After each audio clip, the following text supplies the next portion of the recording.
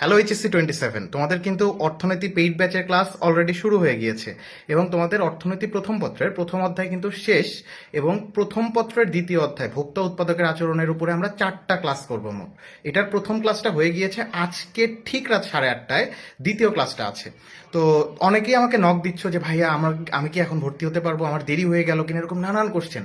না ভাইয়া, তোমার দেরি হয়ে যায় নাই, কারণ তুমি এই যে আমরা ক্লাসগুলো অলরেডি যেটা নিয়েছি, 3টা ক্লাস এখন পর্যন্ত পেইড ব্যাচের হয়েছে, এই ক্লাসগুলোর রেকর্ডেড ভার্সন তোমরা পেয়ে যাবা। রেকর্ডেড ক্লাস দেখার পরে যদি কোনো ধরনের কনফিউশন থাকে, প্রত্যেক চ্যাপ্টার শেষ হওয়ার পরেই আমরা কিউএনএ সেশন করি। সো ধরো আমি তৃতীয় অধ্যায়ের যখন কিউএনএ সেশন হচ্ছে, তুমি তখন জয়েন করলা, তো তুমি যখন আমার ওই সময় যদি প্রথম অধ্যায়ের কোনো সমস্যা জিজ্ঞেস করো, ডেফিনেটলি আমি তোমাকে বুঝাই দিব।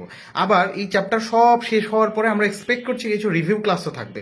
সো যারা এখনো ভর্তি হওনি কোর্সটাতে, তারা নিচে দেওয়া লিঙ্কে গিয়ে দ্রুত ভর্তি হয়ে নাও এবং আজকে ঠিক রাত 8:30টায় আমাদের প্রথম পত্রের দ্বিতীয় অধ্যায়ের উপরে দ্বিতীয় ক্লাসটা হবে। সো যারা অলরেডি ভর্তি হয়েছো, তারা ঠিক সময়ে ক্লাসে চলে এসো। দেখা হচ্ছে সবার সাথে।